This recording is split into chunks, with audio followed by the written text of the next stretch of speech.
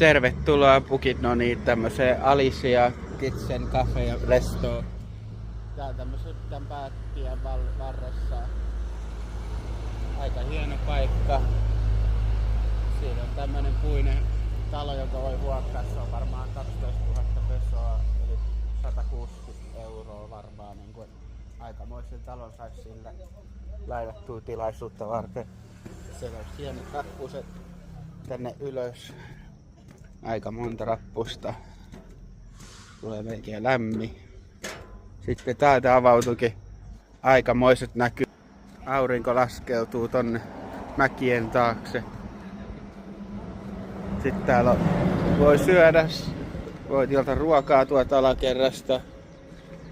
Sitten täällä on aikamoiset näkymät. Täällä kyllä sielu lepää.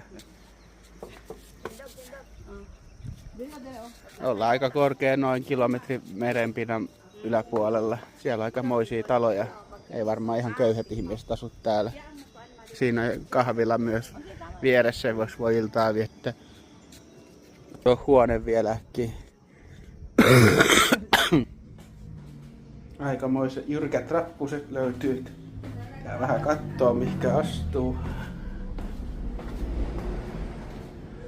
Täällä on tää keittiö ja tuolla on tommonen terassi, jos voi juoda kahvia tai syödä. Siinä tuliaisia voi ostaa ja siinä on ravintola.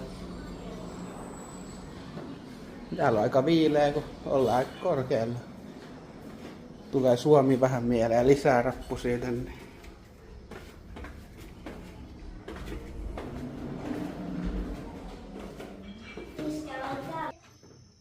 Tämmönen on tää huoneen terassi ja täällä voi vaikka riippumatta tai tuossa sohvalla lötkytellä ja levätä. Tämmönen tää huone on. Se on aika hieno.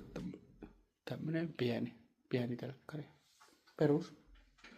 Tuuletin, kun täällä ei ole oikein ilmastointia tarvitse, kun täällä on niin piileä. Suihku ja vessa. Tää maksaa semmonen 2 tonnia varmaan tai 3 tonnia. Tervetuloa Pukitnoniin. Nähdään.